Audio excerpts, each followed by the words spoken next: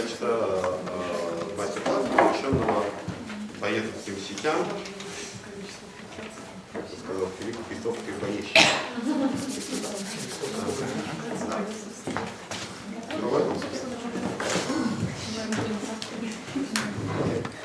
I hope this will be very interactive. If you've had a chance to download the software, you can work along. I'm happy to come over and help if you're having problems working these or getting them set up. So feel free to ask questions, ask for help debugging, and so on. So we'll get this working. Genie is the program we'll be using.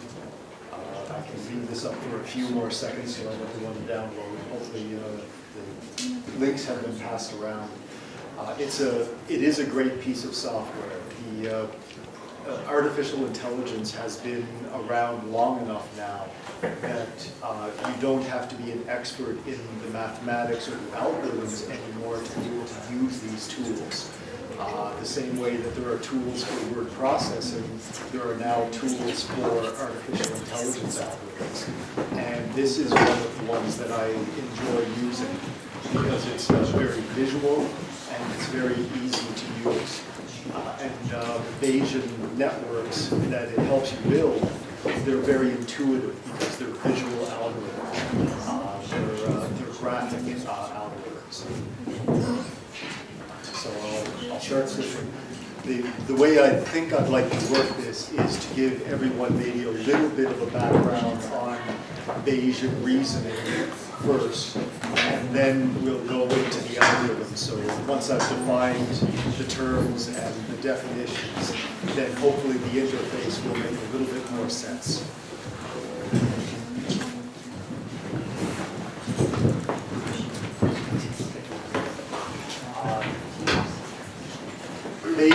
A lot of AI algorithms can be very mathematic intense. I will only show you maybe 3 or 4 formulas. That's all the math that we'll be doing today. And that's just for a little basic background. There's a link here for quotes on the Bayes conspiracy. I'd love to take credit for some of the jokes that I have in these slides. But I can't. They've been online for a few years now, and if you want to read the rest of them, check them out on that website. If you've ever wondered what mathematics humor is like, you'll get a taste of this. So here's is everyone okay reading it in English, or would someone like to translate?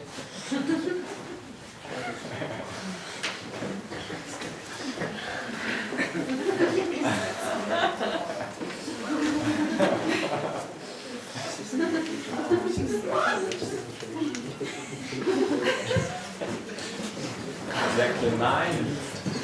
I don't know why the number 9. But you are not one of them. I'm not. Oh no! It's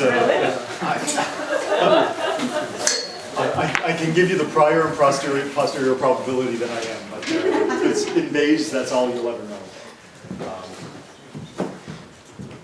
So just a couple of definitions, so we know what I'm talking about.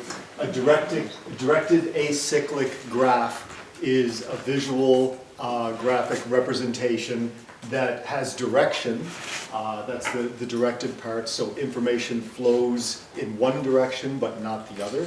And acyclic means that you'll never find a circle. If you start in one node, you'll never be able to find your way back to that node following the arrows. So it's not circular. A random variable, this is any variable that we're interested in that has some amount of randomness to it, either randomness or probability or uncertainty. Most of the variables that we're working on we'll treat them as random variables at the very least. A Bayesian network is a graphical model whose nodes in that model comply with Bayes' rule. And that Bayes' rule is the one piece of math that we'll talk about because it's defined with a formula. And for the graphical model, if you remember from the talk, there's 2 parts to it. There's nodes and there's lines between those nodes, and they're called edges. So each of the nodes is a probability distribution table that tells the probability of different events happening within that node. And the edges define causality or influence. Most Bayesian networks aren't, it's not causality, but just sort of influence. There are some that do have causality, but you can think of it that way. So at the start of an arrow is the thing that influences or causes the thing at the other end of the arrow. A probability distribution table, this shows all of the likelihoods of the current node given the values of other nodes. So some things in a Bayesian network will be dependent on others.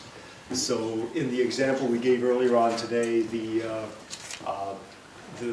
amplitude of a saccade is dependent on its velocity. So the velocity will influence how far it goes. How fast it's moving will influence how far it goes. So that's an example of a dependency. And a probability distribution table gives you the likelihood of one thing happening given that information. So how far will the saccade travel given that we know how fast it was going? That's how we'll be defining things. And the edges are just that, conditional dependencies. Some of you might be interested in decisions as opposed to just probability. There is a type of Bayesian network that helps you define decisions, and that's called an influence diagram.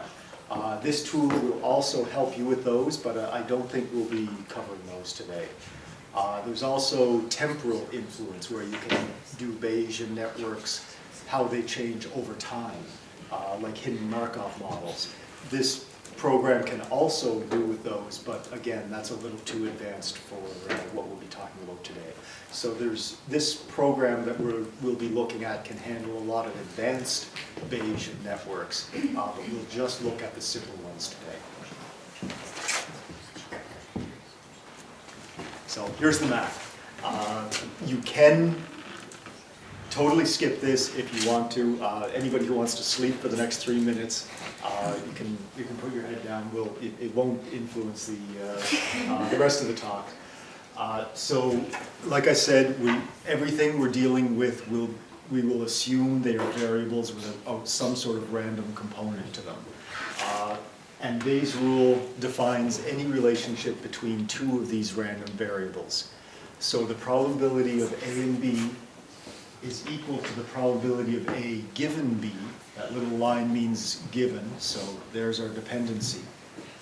And that's equal to the probability of A given B times the probability of B itself. And that can be reversed. We can also do that probability of B given A times the probability of A.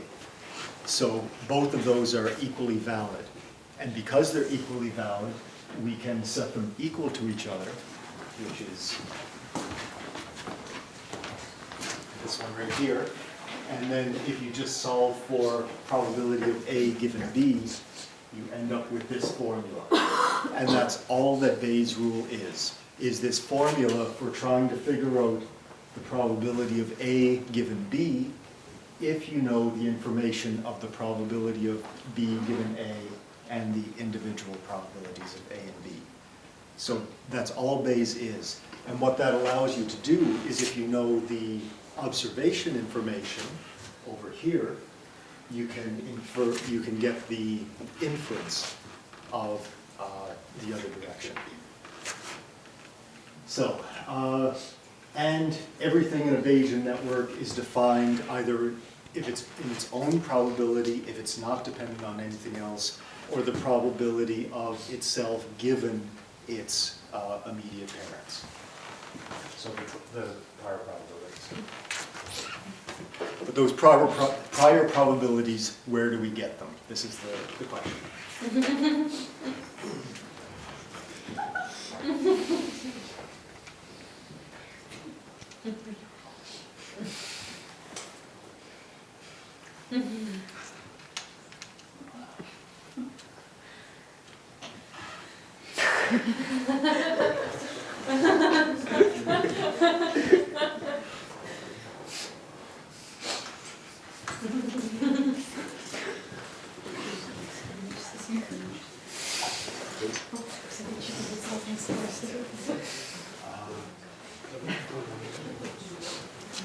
So let's put this in terms of what we've seen earlier on today for those that were at the earlier talk. If you remember, I showed a very simple Bayes network with a condition, a task or instructions that we gave our participants. And then all of this is eye movement data that they generated after we gave them the instructions. So in this model, we're saying that the instructions that we gave caused this pattern of eye movements. So that's why we're starting here with the arrows moving towards the eye movement data. And if causality moves up the arrows, inference moves down the arrows. So we're given this information here, we can use Bayes' rule to infer what the condition was in any given set of data. And all of these, we call them random variables because there's some element of randomness to them. For a given task, we don't always produce a velocity of 45 degrees per second. Sometimes it's 43, sometimes it's 46, sometimes it's 47, but that random element depends on condition, because condition is a direct error. And remember Bayes' rule, we can formulate that the exact same way. So the probability of a condition or a task, so the probability of t given saccade information is equal to the probability of that saccade given the task, the probability of that task, and divided by the probability of the saccade. So that's how the inference works, to go back up to calculate this one, to make our inference. And what that means is we can infer a task given a new saccade with the probabilities that we learned from the old saccades. So that's where we're getting our priors from the data set. Another very simple example, color constancy. The perceived color is always a product of the surface color and the spectrum of light illuminating the scene. So Y is A times B. Inferring the color is the same as solving for A given Y, but not B. And our visual system is able to make educated guesses on that, even though we don't have all of the information. So we do that because our visual system has some prior knowledge. And that's what we're, that's how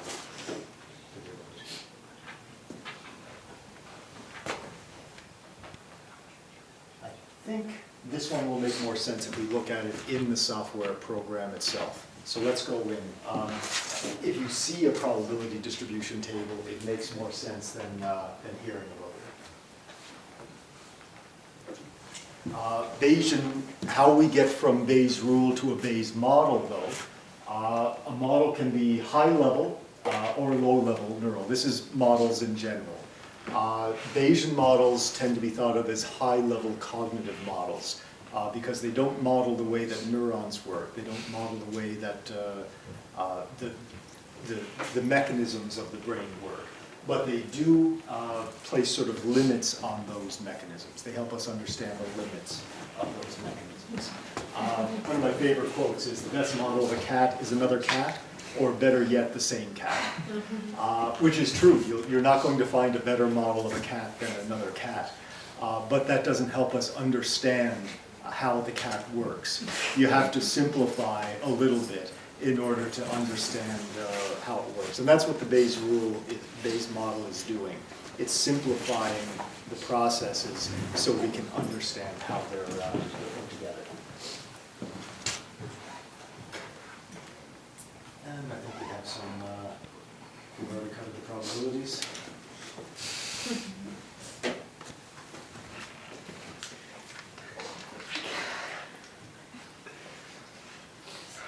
Are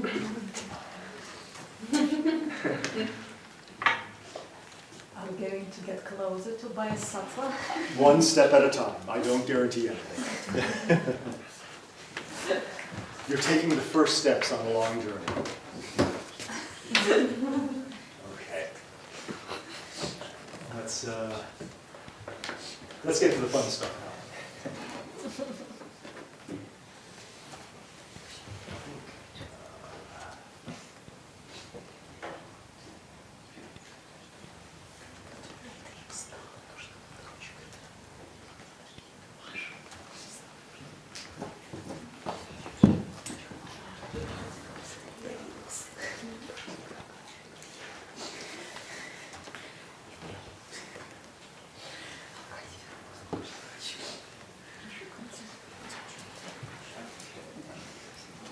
So here we have Genie.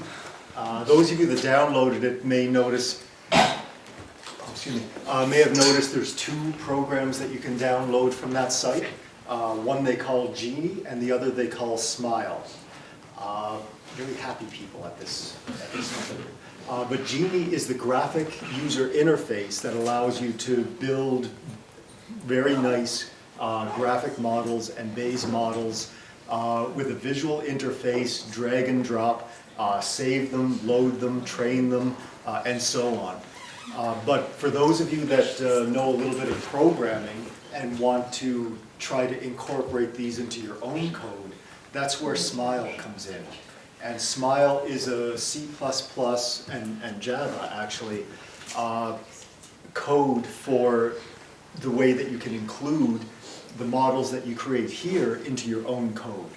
So you can create a model here visually, save it, and then using Smile, load that into your own program. So those of you that are programmers can get the best of both worlds on this. And for those of you that do code, it's much easier to build something visually than to code it every probability by hand. So it's a great combination. Now, does everyone here know the basic Posner queuing task? Fairly basic perception stuff. I think what we'll do... Познерская задача подсказки все знают? Everybody says they know it. Okay, great. Well, we'll learn about it through the Bayes model that we'll create for it, if nothing else. So what we'll do is we'll create a little Bayes network from scratch to model the way that task works, the probabilities for that one. Okay? So let's start off. There's the main thing you need, since I mentioned that nodes are all about probability and there's some randomness. In this program, they call them chance nodes. And to create a new chance node, you click the little yellow circle on top and bring it into the interface. If we're talking about the Posner queuing paradigm, one of the things that he finds is inhibition of return in some of the responses. So let's see if we can do a model based on the variables that the Posner paradigm uses to predict inhibition of return. So this one we'll label IOR. This will be our inhibition of return node. And we can move it around. Now, what types of manipulations do you make in an experiment in the queuing paradigm to produce IOR or facilitation?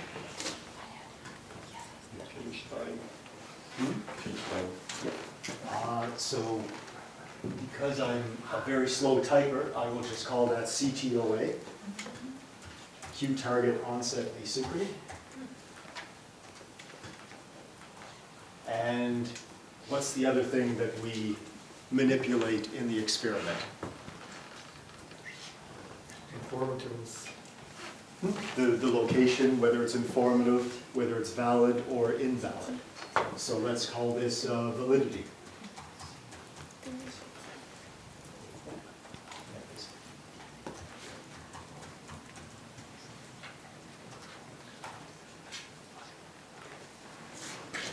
So the idea is that if we know the CTOA of the time between the queue and the target, that's the onset asynchrony, and if we know whether the target was in a valid location, the same as the queue, or an invalid location, different from the queue, if we know those two pieces of information, we should be able to tell whether we will get IOR in that trial or not.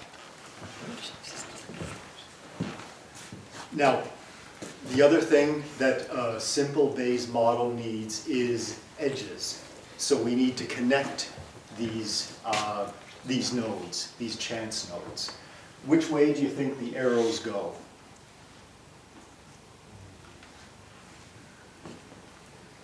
From CTOA and going to IOR.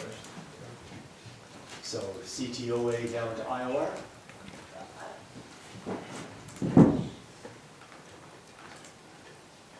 And validity also down to IOR. Before we do that, that is right. But before we do that, I want to show you what these nodes do before we connect the arrows, so we can see how that changes things. If we double click on CTOA, we can set some of the properties of that chance node. We can change the identifier or the name, that's just the label of it.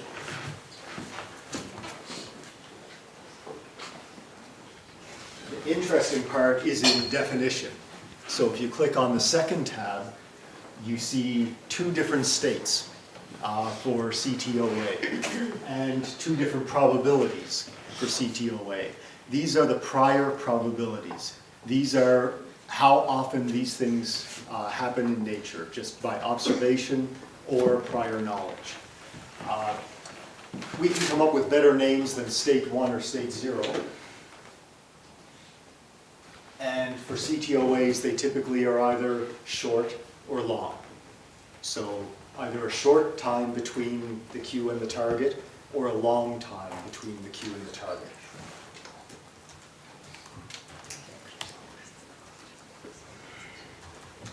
So we can type in short and long.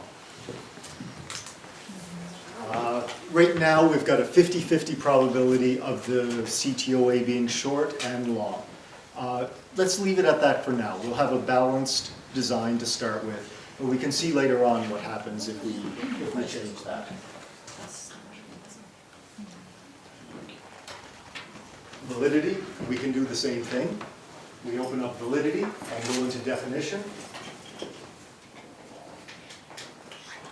And here are two states we've already said are valid and invalid, right?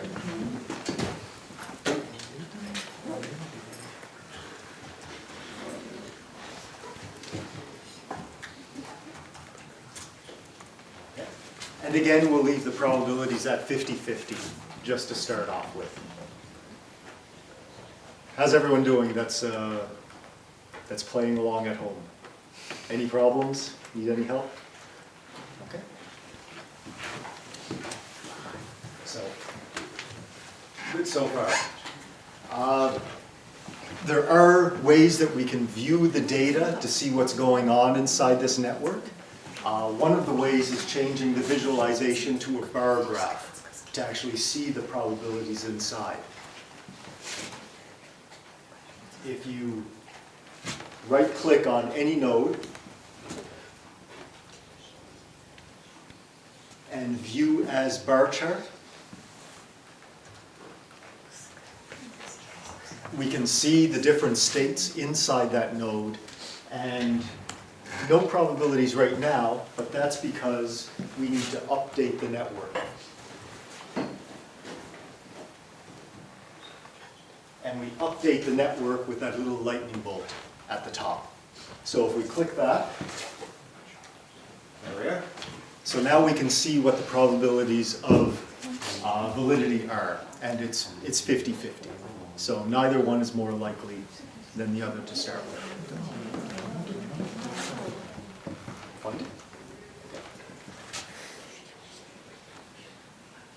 So, let's take a look at IOR.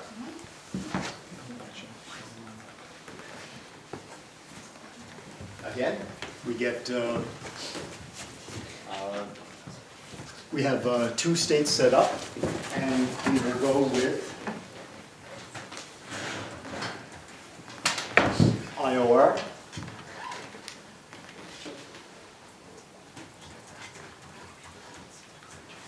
and facilitation.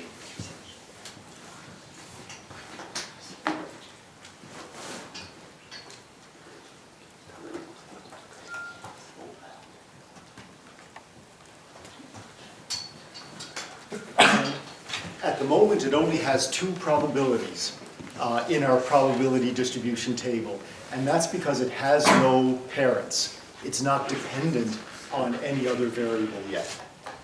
But here's where we get into those edges that we were talking about. So if we click on the arrow,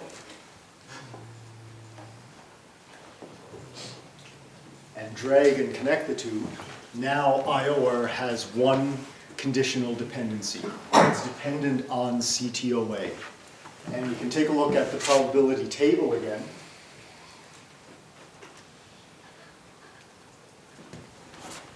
So now we have four probabilities inside this network. We have IOR and facilitation, but we have to set those probabilities for both short and long CTOAs. That's because it changes depending on that. That's what the dependency means. If the probabilities are the same, regardless of whether it's short or long, then it's independent. So we don't really need to make that connection. We only need to make that connection when that parent node influences this node. And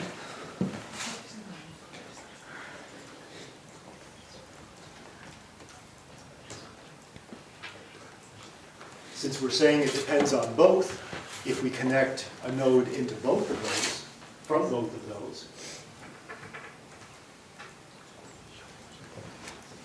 now we have 8 probabilities to define, because it depends on both and the combination of those two parent nodes.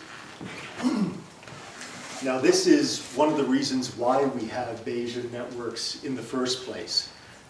If we have, like right now, we only have 3 variables, and we have 8 probabilities that we need to define. The complexity on this one is 2 to the power of the number of influences in the node. So 2 to the power of 3, because there's 3 nodes there, is 8 probabilities that we need to define.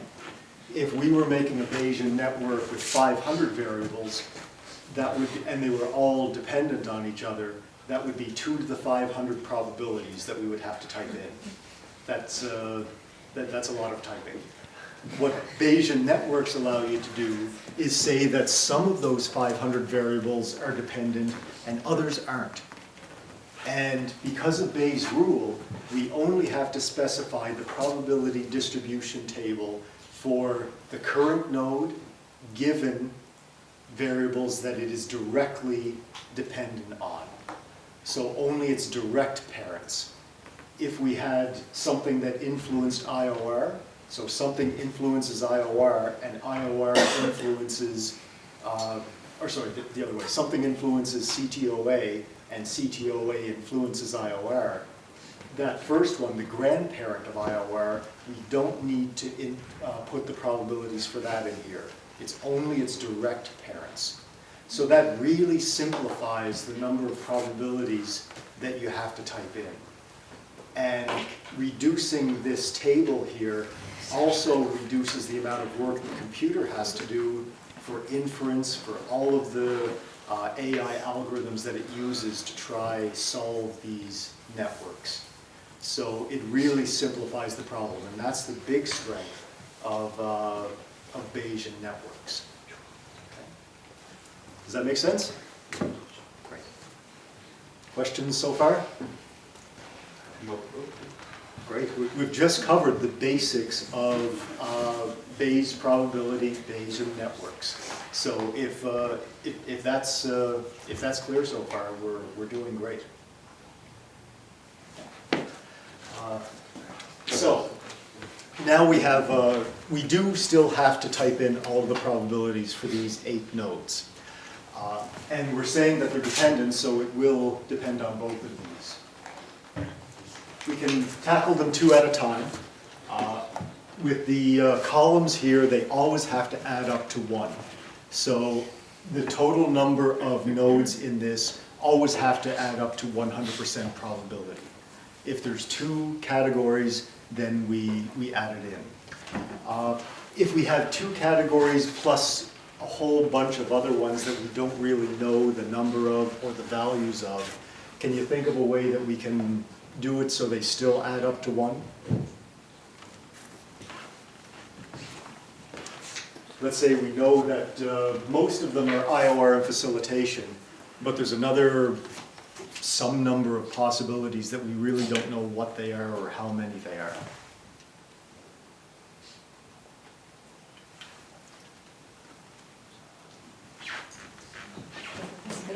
No influence on. Yeah, unknown or other, or just put some third category that's a catch-all for things that you don't know. And But behaviorally, we can receive just 3 options. Either an addition or facilitation or no influence. we could have, if you know the third one, then you can definitely put that in as well. For what we're modeling here, though, is a single eye movement. So on any given eye movement, IOR and facilitation, we're probably looking at compared to the median. And in that case, it'll always be slightly above or slightly less. So that's why we could add a third one in there. It never gets to the same. Exactly. It'll never hit that exact one. That's just to keep our model simple for now. But for each of these columns, that means we need to have a probability of 1. At the moment, they're doing great. They already are. But some of these columns don't reflect what we know about this task. Here, we see all of the different combinations, the 4 different combinations of valid and invalid, and short and long CTOAs. And we need to adjust these probabilities based on what we know about those combinations. So for a short CTOA and a valid target location, what do you think we need for probabilities here?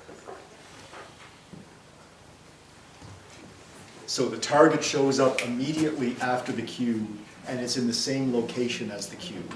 Should be higher than 0.5. Which one? Very short. For a short CTOA valid. Joe, I've got one question, Sure. but it's Nadezhda's question. What if one variable is gradual? Changes gradually, lots discretely. There are types of algorithms that you can use continuous variables. All of the algorithms that this program has supports discrete variables. Maybe 3 or 4 of the algorithms support continuous variables. So I'm showing the examples with discrete for now because they're easier to show, but if you need continuous variables, you can do it. You have to be careful about which learning algorithms you choose, though. So for short and valid, would we expect facilitation or IOR?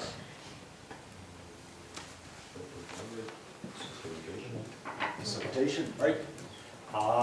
And this one gives us the probability that this response will be an inhibition response or a facilitation response.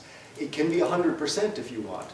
If every single subject shows IOR on every single trial, then you would put 100% here. Unfortunately, our subjects are a little bit more variable than that. And otherwise we have t-values of 300. wonder, I've seen that once, a few hundred T values. But for now, we'll put maybe 90%. We have very good subjects, 90% IOR. So 0.9.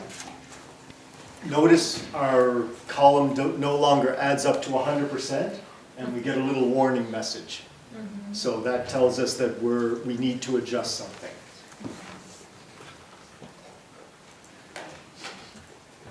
And 10% of these trials will be slower than average, so they'll show IOR. What about short trials for invalid location? Let's say this is an acceptable control condition, and it really is random. This one will probably stay 50-50. We could say it might be different, but 50-50 is okay. What about long CTOA and a valid trial? Would we expect more IOR trials or more facilitation trials? And maybe the exact opposite on this one. Do we always have to define the things in advance? If you're building the network like this, you have to define the variables yourself and the probabilities yourself. Remember, this is where we find our priors. Either we know them from experience, we know how IOR works so we can predict these values, or you can learn them from data. And that'll be the second step that we do. For now, we're creating the network by hand. You can also learn these networks from data. And that's a little more complicated, but we'll do that step next. And again, we need to add up to 100%. So 0.1. And again, invalid trials with long CTOAs will say that's another good control condition and still 50-50. So this is the type of data we would expect given this experiment, given these three variables.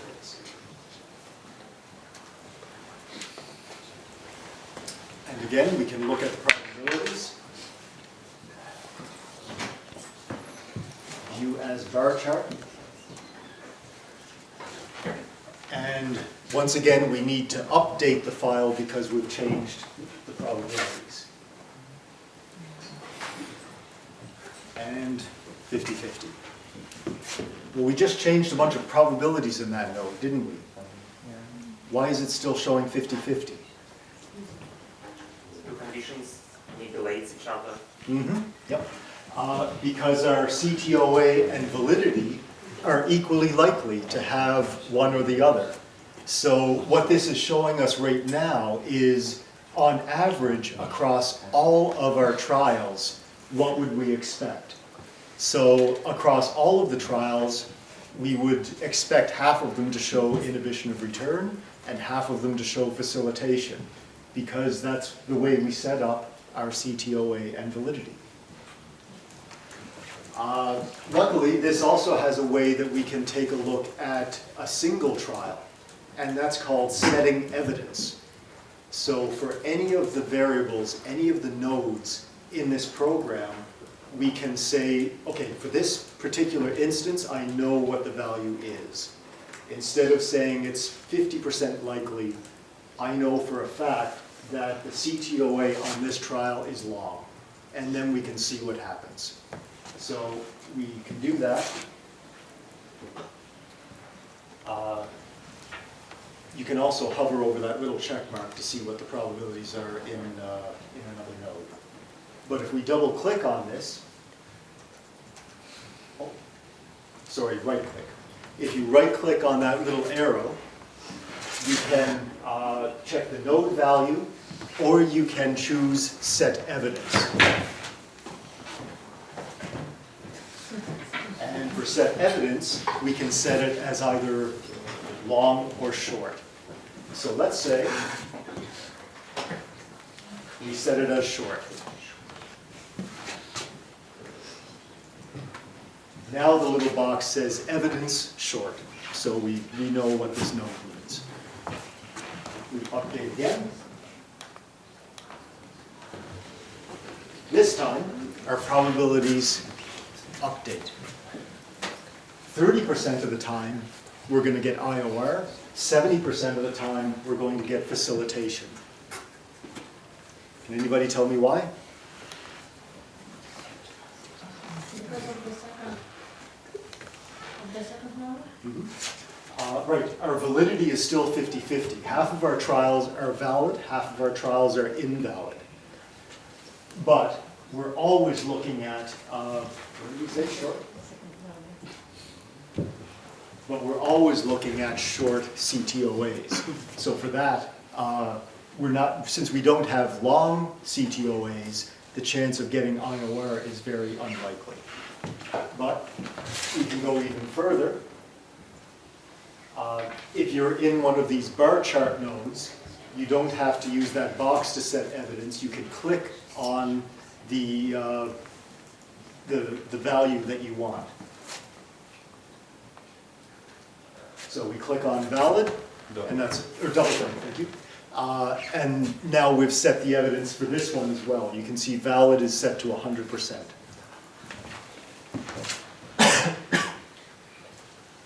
Update again, and we've got 90%, 10%, which was the value that we set for short CTOA's valid trials. So we can look at the evidence, we can set it, we can see what the response would be on average for all of these conditions by leaving all of the evidence blank, or we can look at a specific trial by setting the evidence to what the values were in that trial.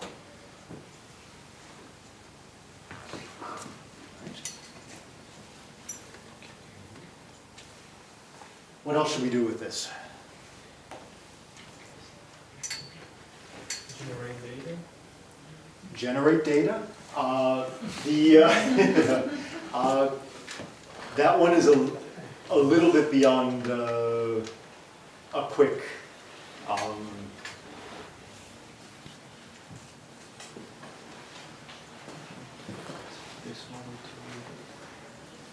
In this type of setup, I'm not entirely sure how to do that. So the few times I've done that, I've exported the model into Smile. It might be able to be done through here, but I'm not sure.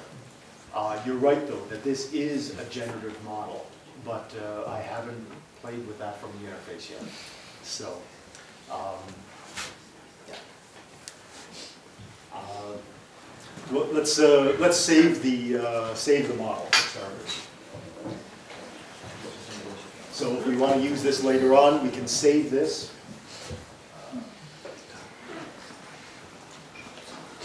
It has its own special format. It's called XDSL.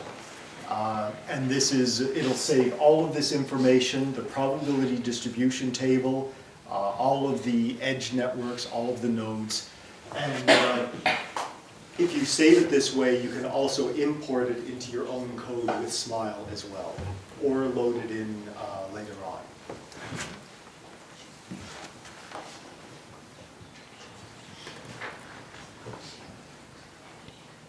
So that's a basic, simple network. That's everything you need to create it by hand. But you're right, the ones that you can do by hand aren't that useful. They don't have, it would take a very long time to create something with any amount of complexity that would resemble what we want in a computational model for cognition, let's say. But you can model simple relationships this way. The best way to do more complex models is to import data. And that's the next step. Nobody has any questions on this so far before we move on? It's a very intuitive interface, so that's another reason why I like it.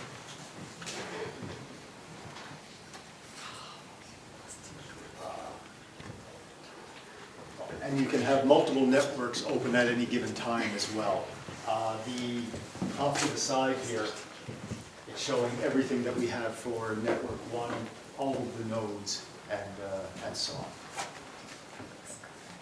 I got a question. What are some real-life tasks, if there are any, that use this method of input manual? Why would we use that? Typically, you wouldn't use this for any complex model. If you have, I've used these before for adaptive interfaces. So if you want a model that will tell you when to flash something to your user to make sure that they're paying attention to the right box. If you have simple rules that flash it when they haven't been, they're moving their mouse around but haven't clicked anything in a while. So if you have simple input rules like that, time of mouse movement is more than 5 seconds, time since last click is more than 5 seconds, then start flashing this box. That you can do simple rules like that with it. Simple rules like that. You can do it it with a short line of code. Why Bayesian models? Well, the model can learn as well. It can start adjusting itself. If someone says, why did you flash that? I don't like that, get rid of it. Then you can lower the probabilities again. So it does allow some sort of learning as well, that a simple rule-based thing wouldn't allow. But you're right, typically you would use data that you have to model something more complex. And that will be the next step.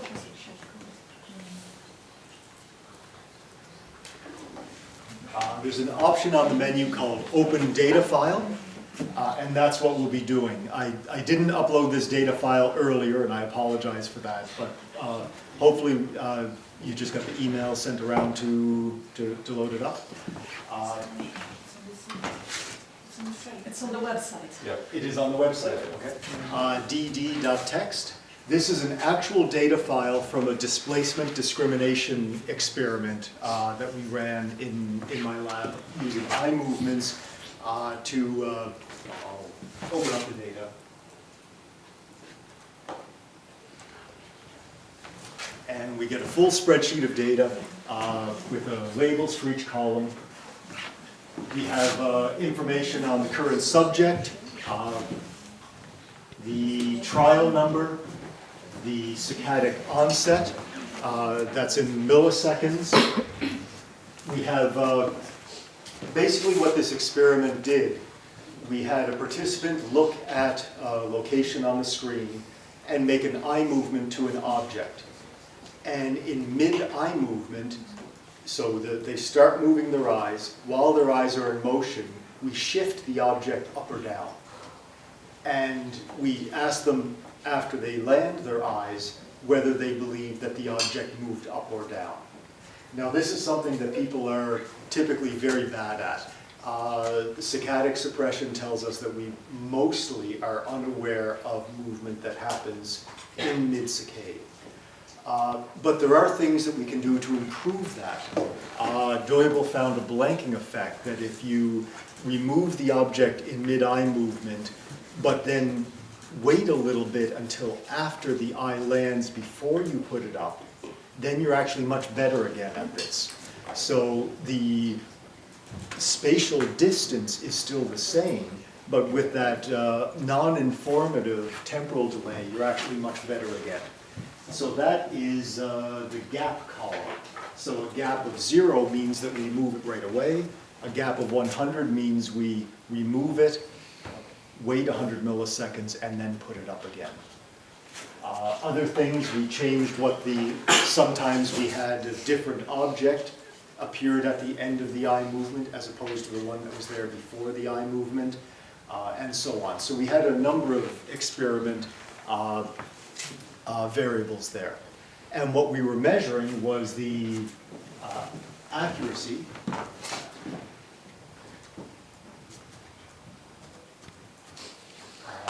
correct.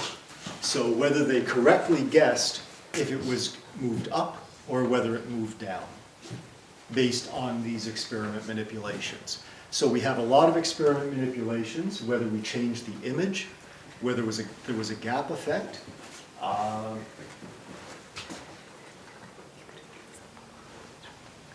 Oh, and the amount that we moved it, either 0.11 of a visual degree or 0.22 of a visual degree. So those are the three things we manipulated. We could also include in here, to see whether they're predictive, things about the eye movement, the saccadic duration in milliseconds, the reaction time, how long it took them to respond. These are all variables that we could include in our model.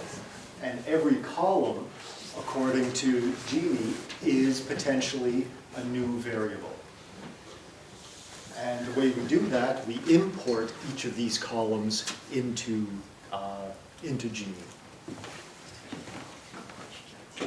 So, first we have to choose which variables we want to import. And with that, we think about what type of model we want to develop. Let's start off with something somewhat simple.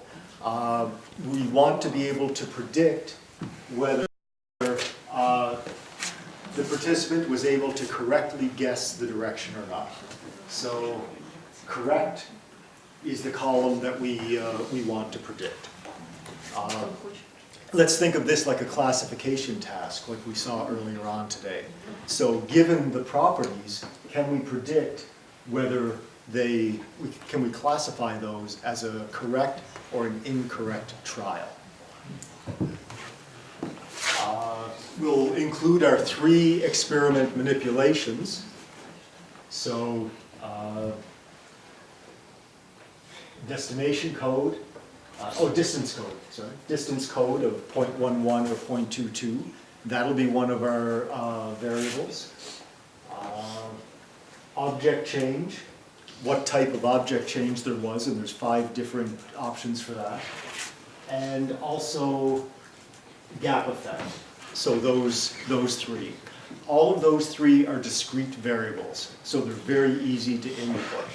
I'd like to throw another one in just to show you what it's like to throw in a continuous variable, but we're going to discretize it. So we're going to turn it into a discrete variable just so we can use all of the algorithms with it. And for that, let's do saccadic duration. So we'll include saccadic duration in our variable as well.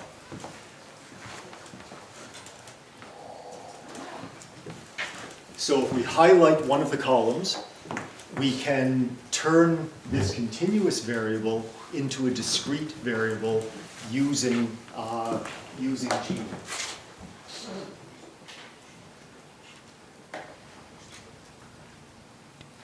And if you go under data, discretize, it'll open up this window for the variable that you highlighted.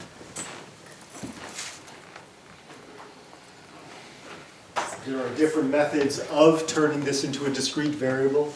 The one I tend to choose is uniform counts, unless you have a reason for chopping up your continuous variable into other ways. It's a good choice to make.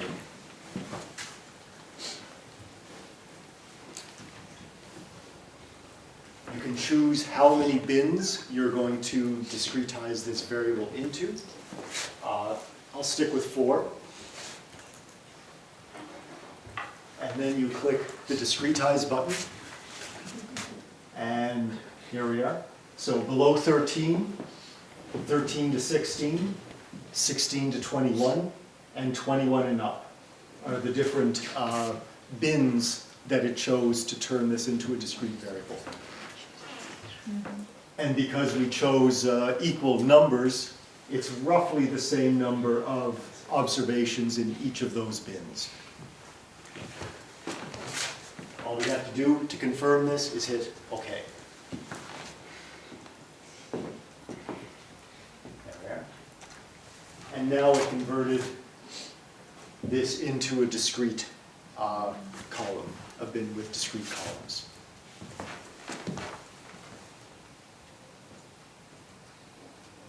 So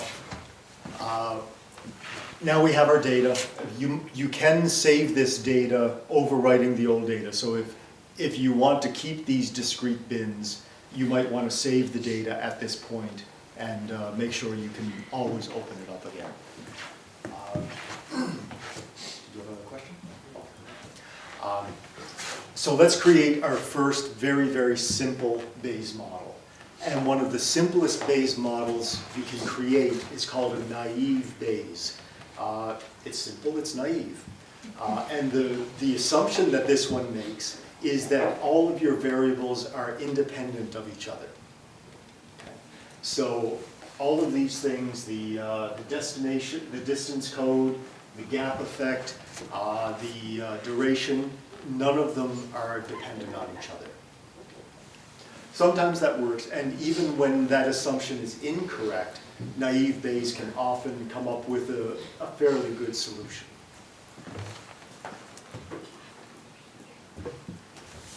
So the option we want to choose is create new network.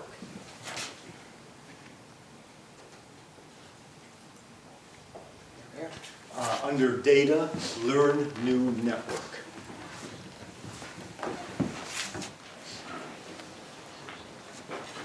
And we get a nice interface like this.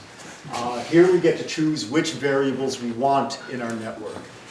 The default can be all of them. You can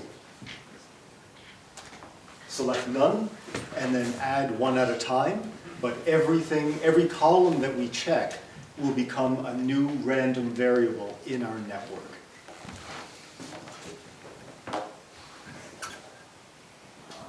So we will choose distance code, gap,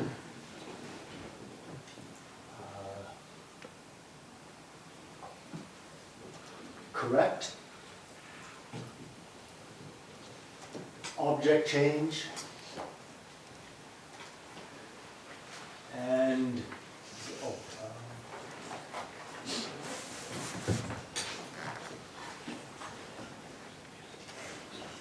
what was the one I said? Second duration. That's the kind of duration, thank you. That's the one we just discretized. Okay. So we have our 5 variables selected. Those will be the 5 variables that get created in our model. Over here, we have a number of different learning algorithms. We have naive Bayes down at the bottom. And like I said, that's the simplest one, so let's start with that.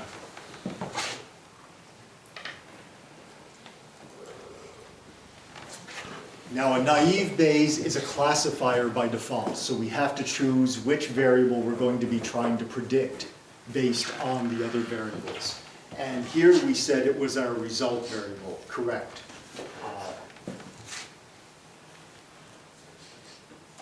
So our class variable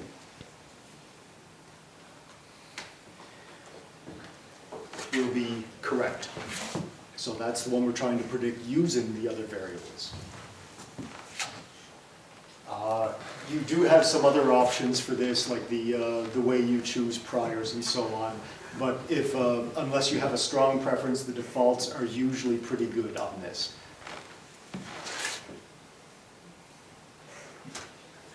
And we click OK. And there's our new network. This one is very fast. Naive Bayes doesn't have a lot of interdependencies, so it creates the network very fast. And notice, since we chose correct, How it knows that the structure is as it is depicted here? a naive Bayes is always with one class variable, and we define that as being correct. And everything else is dependent on that. Okay. So this is always the structure you will get with naive Bayes. And you may notice that it's very similar to the structure that I had this morning for my naive Bayes. except I was predicting tasks based on the eye movement data. So I had task down here and eye movement data up here. If you want to go in and take a look at the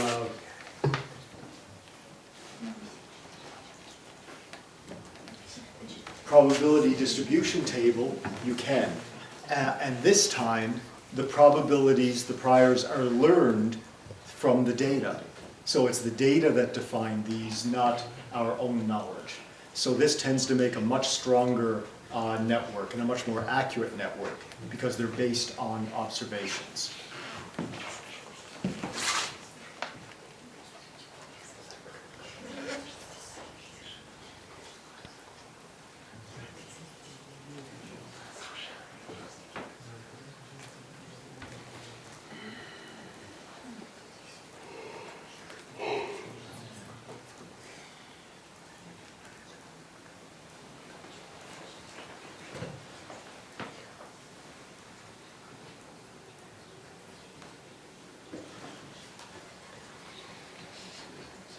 So again, I'm going to view as a bar chart, just so we can see the probabilities, and update our network. So with everything being equal, states 0 and 1, we left those as 0 being incorrect and 1 being correct. So people were correct 59% of the time. And this is across all trials on average. If we want to find out what the probability was for any given set of data, again, we can set evidence.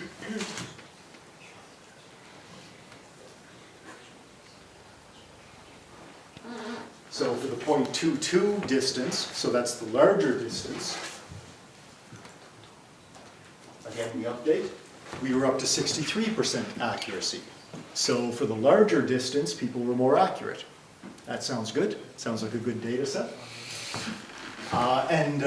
This is basically what we have. Now, to figure out the accuracy of this network, remember we created and trained this network on the full set of data. In artificial intelligence, this can be a problem because we say that it may have memorized this set of data at the expense of being able to predict new subjects, new trials that it's never seen before. So what we have to do is test this against some data that it doesn't know. And we do have an option for training that.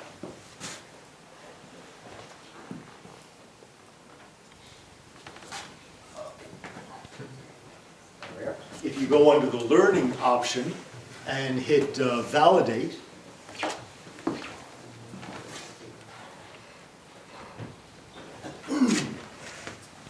first it'll ask you to confirm that the variables that you're learning are the same. If everything is in the middle column and nothing over here, that means it usually matched things up. It highlighted a couple of things in yellow because it wasn't sure if those things matched up, but it looks good. Instead of state 0, it's 0. State 100, it's 100. So these do match up properly. So we hit OK. Again, this is a classifier, so we have to tell it which class we're trying to predict. And it's correct that we're trying to predict with this. And there's a couple of ways that we can test this to see if it works with unknown variables. And basically what we do, we train on some of the trials and not on others. So we train on some percentage and test on some other percentage. One of the strong ways of doing that is called cross-validation. Basically, you train on 90%, test on 10%, and then switch those around. Train on a different 90%, test on 10%.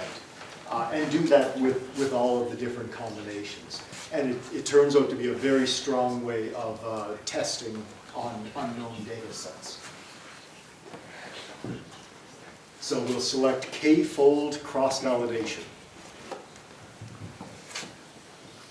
Leave one out is another option. You can see that one in some of the literature as well.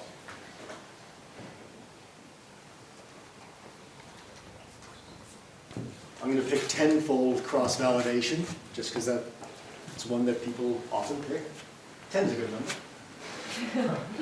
And there's other options. We can randomize the initial values just to make sure that everything is fine, but we can leave them at what the original values are.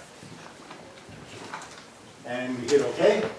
And because this is a fairly small data set, it came up with the answer quite quickly. The algorithms that I showed this morning, some of those took about an hour to run through the algorithm and learn. So it can take a little bit of time. But you can leave your computer overnight, go to lunch, whatever, and it'll be working for you. It's a wonderful feeling when your computer is back at the office working while you're off doing something of your own. So that's a little private joy. So here we are. Up at the top here, it shows us our accuracy. And it shows us how accurate we are at classifying these different variables. So our state 0, overall the correct accuracy is 58.6%. So it looks a little bit better than 50%. There are ways of testing to see if that's significantly above chance. But it looks like it's above 50-50 chance. But if you could take a look, it's predicting state 0 with 0.001% accuracy. And it's predicting state 1 with 99% accuracy. So it's a biased classifier again. So sometimes this, it ends up this way. Right, and we only have one. This is a, right, down the bottom is what we call the confusion matrix. So the number of times it predicts a value based on, versus how many times it predicts the wrong value. And the diagonals are always the correct. So here, when we're in state 0, we predicted state 0 twice. And we predicted not state 0 twice. Or we predicted state 1 1,023 times. So it's almost always predicting state 0 as the optimal measure here, which isn't a very good classifier. State 1, or here we are. When it's in state 1, it predicts state 1 1,451 times, so it's better at that one. The problem with this one is that all of our variables are completely random. It's doing this biased calculator because all of our variables were defined by the experiment to be 50-50. So these variables aren't that good as at predicting. The assumption is that this class generated those values, but that's not really an accurate prediction for this. So we didn't end up with a very good classifier just because it's not a very good classification problem. So if we saw this, we would say that, okay, this is not a very good generative model. But it did show us how to set it up. So it has that going for it.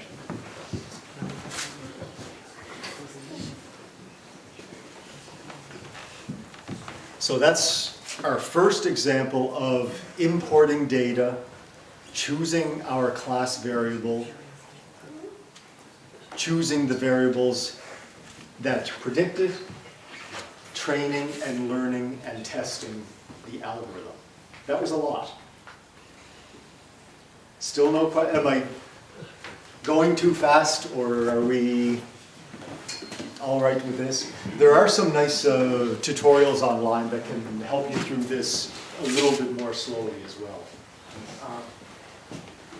Can we use some linear models, for example, binomial regression for prediction of this value, or this is some advantage of this algorithm?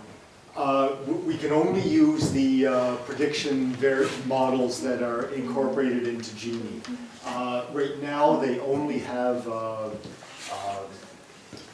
expectation maximization. That's the one I typically use. I haven't seen any type of linear models in it. I think there's about 3 or 4 models that you can choose. But if there are ones that you specifically like more than others, you always have the option of saving the model, importing it into code, and then running your own algorithm on it there. Typically, you can do something good and interesting with this, but if there's a reason why you want a different algorithm, you can do it that way. And what is the difference between this algorithm and linear regression, for example? I would have to look that up again.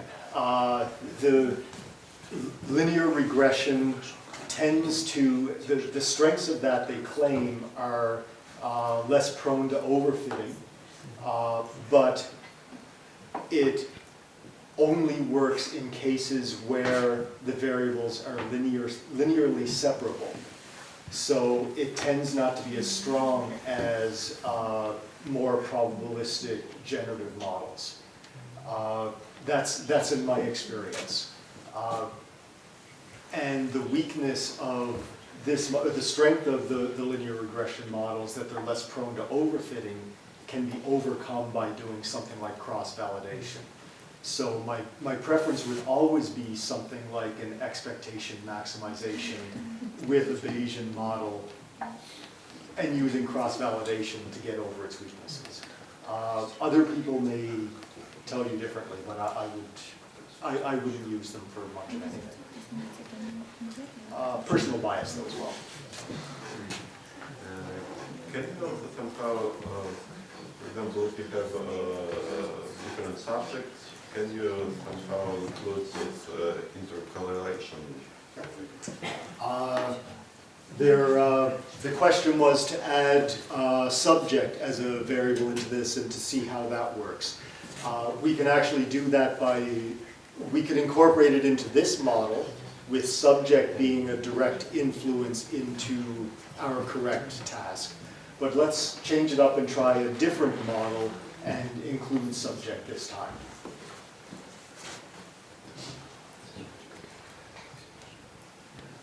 So we can go back to our text here, and instead of a naive Bayes model, let's create something with a little bit of structure, where it learns the structure of these variables.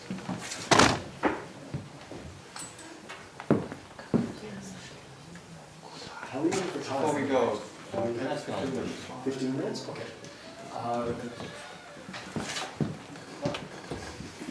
There is one more question over there. Oh, sure. Sorry. I somewhat got lost in the process. Maybe let's get back to the task for a second. Why would we build a model like this for the real experimental data? What is the goal? What exactly does this model describe? For this one I probably wouldn't create for experimental data. This one's more of an example on the technique. Something you would take a look at the data and try to think of what variables you want to show there's a correlation between, or what some variables are able to predict the values of another variable. So for this one, I would probably go more for the continuous variables in the data set, like the saccadic behavior again. A question you could ask of this is whether the saccadic latency and the saccadic duration predicted whether they made a correct response or not. So in that example, we're looking at things that we didn't manipulate in our experiment to see if they had an influence. So maybe we have a confound in our experiment. And if we find out that the duration of the saccade is a very strong predictor of whether they're correct or not, then maybe we could take a look to see if they were making very short eye movements, and we were actually moving the object when after their eyes moved, after their eyes finished moving. Okay. So we can find correlations in data in a very visual way. There's one thing I can get. If we're talking about something that predicts the correct parameter, in the previous model,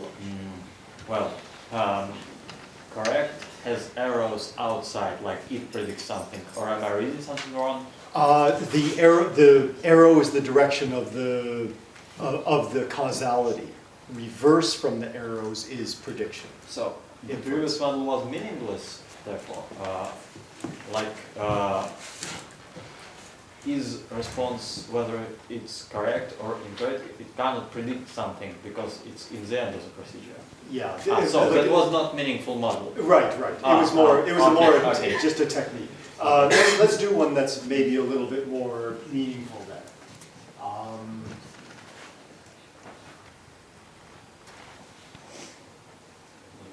Actually, I would say that it could be meaningful if you need, for example, to determine which parameter of a trial predicted you will solve it correctly. Should go backwards to the correct, not from correct. It's the same. Okay, I can get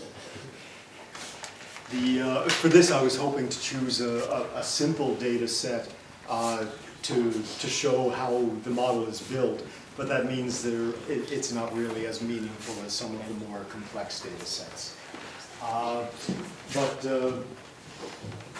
Let's build a model that has some structure, because a naive doesn't have any structure to it. It assumes that all of the variables are independent. But one of the strengths of this is that we can learn what the dependencies among our variables are, and we can learn something about them that way. So let's set up a model that shows those dependencies. That might be a little bit more meaningful as an example. But to do that, I'll have to convert the other saccadic data files to discrete as well. So I'll do that right now quickly, but it'll be the same process that we did for saccadic duration. The landing distance is how far the eyes landed away from the target. So this is, the larger means more of an undershoot.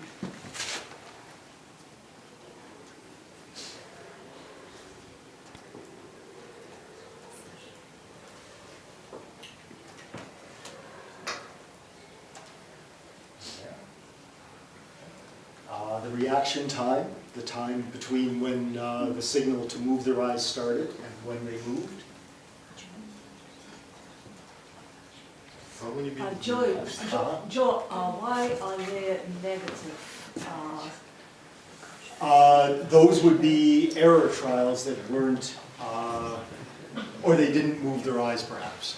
So I usually go through and remove the error trials first, but there's a few in there. So that might be, we might see some correlations with negative values.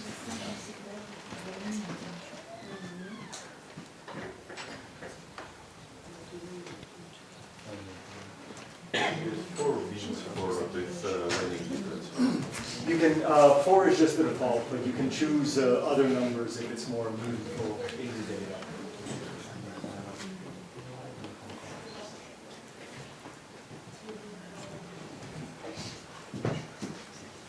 Okay, we'll try to learn another new network, but this one with some structure.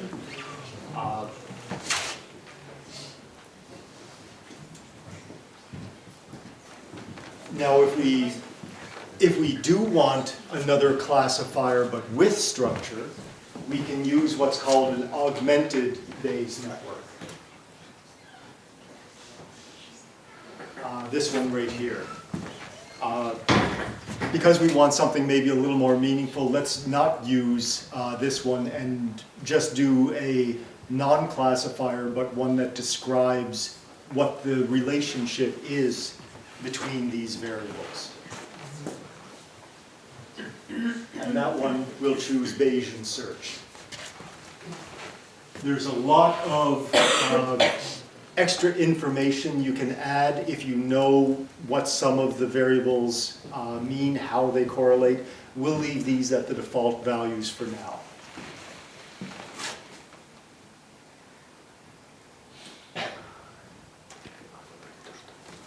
And? We need to check our, yeah. We didn't change our variables, you're right. Check.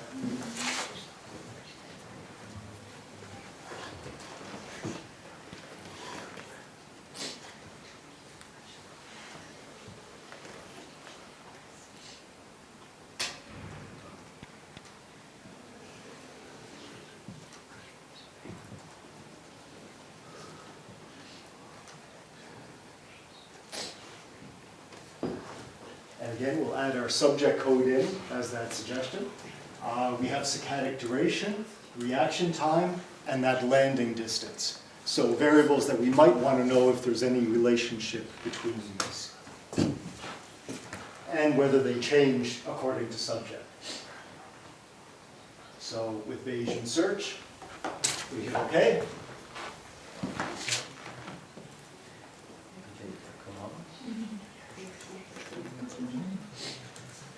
And, oh, there we are.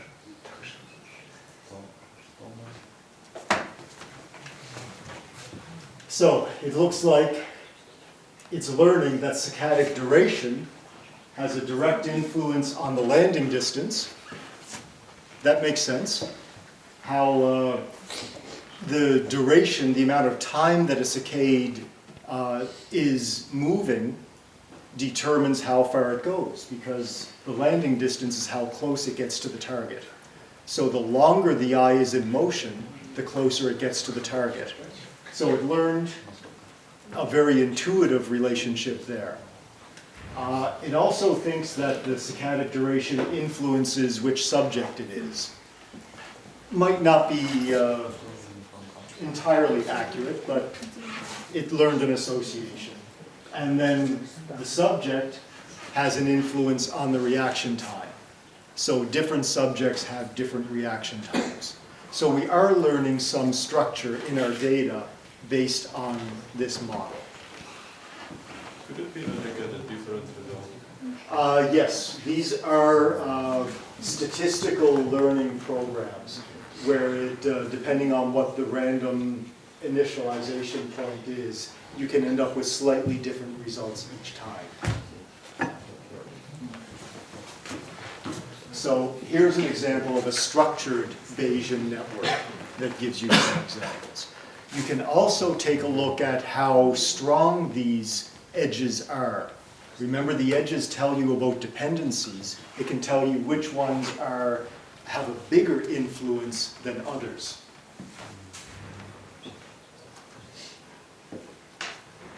Under network, strength of influence. Now the thicker lines tell us the edges that have more influence than others. So that saccadic duration to subject is stronger than to that X landing distance. And so on. So this actually covered a lot in Bayesian networks, but these are the basic instructions and the basic tools that you can create anything that you want from your own data sets. Whether it be a classifier or a more descriptive network for just finding out dependencies. Typically, I would use this for classifiers more than anything.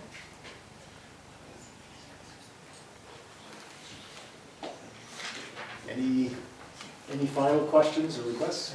Can you show us here where are the these internal states which you analyzed in your study?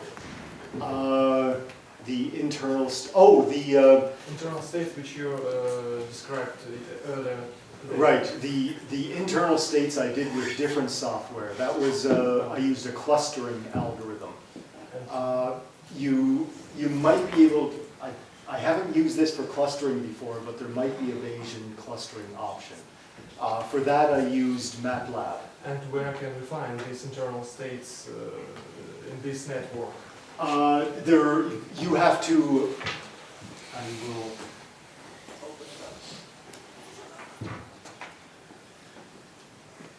So if we wanted to find some sort of clusters of values in this, I would take this spreadsheet into a different package that can do clustering and learning, unsupervised learning.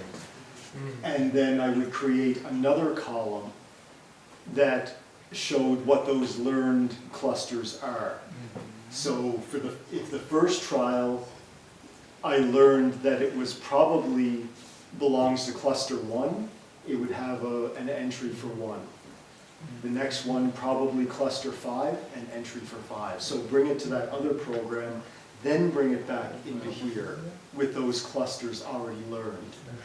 And then you can include that state in the model. These states are some connections between the variables. Right, right. But I learned that in a different program and then brought the result of that learning into here in order to include it in the model. Could you highlight the main differences between this approach and, for example, structural equation modeling, which seems a bit No. similar? I haven't used much structural equation modeling, so I wouldn't know the differences. Any other questions?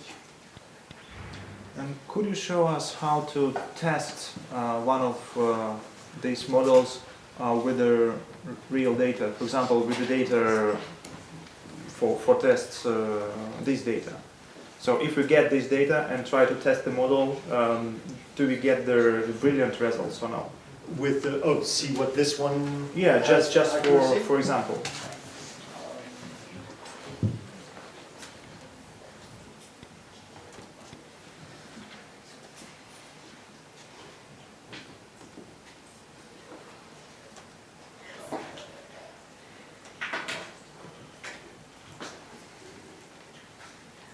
So again, it's the same as learning before. You go into learning, validate.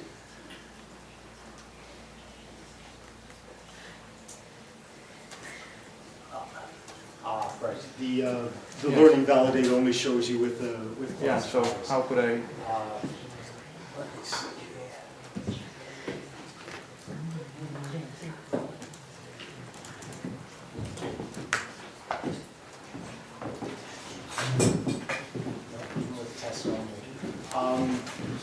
With this particular model, it doesn't really make predictions. So without a prediction, it's hard to test the accuracy. What you can do is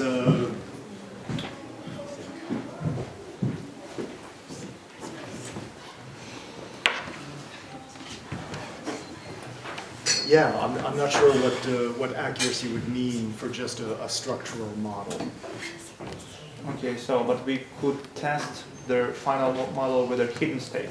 As long as it's a model that makes a prediction. If you turn this either into a classifier or turn it into a decision model or a utility model, all of those will make some sort of prediction on what some variables have influence on another variable. There might be a way where you can specify one of these as the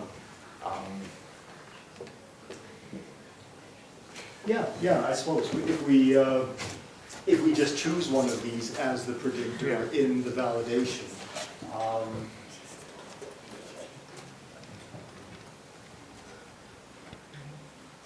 So let's say we want to be able to predict reaction time to see how accurate it is. We just choose that as our classifier for the sake of the test.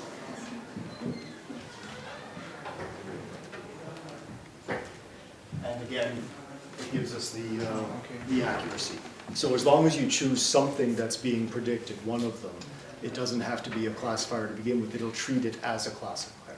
Okay, but it works with the data which we take for learning for this model. But if we want to get the separate data, then you can test only without relearning. Like this one. okay.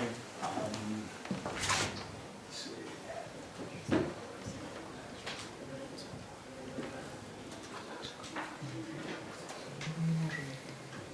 Right. You can choose test only, and that doesn't change the probabilities of the internal state. It doesn't train it first. It just tests it against the data. So on test only,